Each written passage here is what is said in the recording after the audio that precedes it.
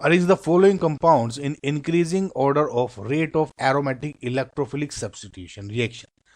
देखिए electrophilic aromatic substitution या aromatic electrophilic substitution reaction क्या होती है, जिसमें आप किसी एरोमेटिक कंपाउंड पे जो अपना जैसे बेंजीन है इस पे एक इलेक्ट्रोफाइल ऐड कर देते हैं। इलेक्ट्रोफाइल ऐड क्या होता है, जिसपे इलेक्ट्रॉन डेंसिटी कम होती है, समझो, चाहे वो डेल पॉजिटिव हो,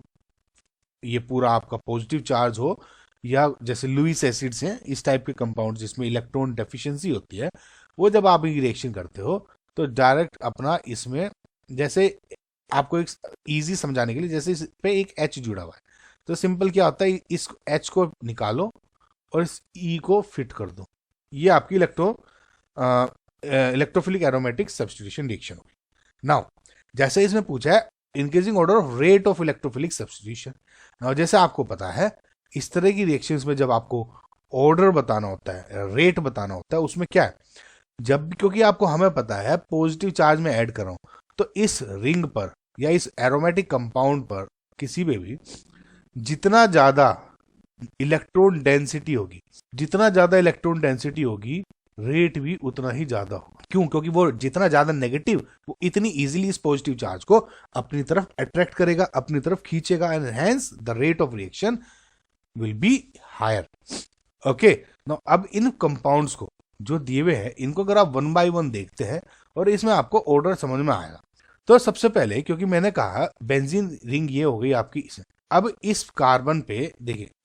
ये एक कार्बन जुड़ा हुआ है, उस OH को तो आप देखने की जरूरत नहीं है, OH काफी दूर है, इसको अभी फिलहाल अभी कंसिडर नहीं करते, जस्ट इन केस तब कंसिडर करेंगे कि जब हमारा सिर्फ इन कार्बन से ही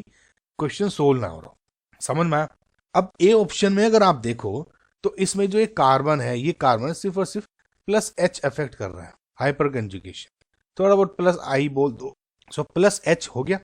2 प्लस H। अब इस वाले रिंग पे अगर इधर देखें तो दो, एक तो प्लस H ये तो हो गए, समझ में, लेकिन ये OH इधर हो रहा है, इस OH का क्या है, एक ऑक्सीजन का होता है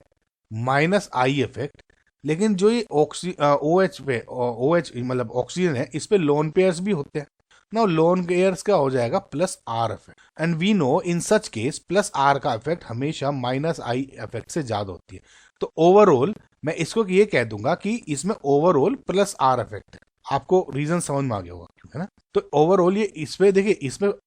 इलेक्ट्रॉन बेंजीन रिंग में पुश हो रहा है चार्ज,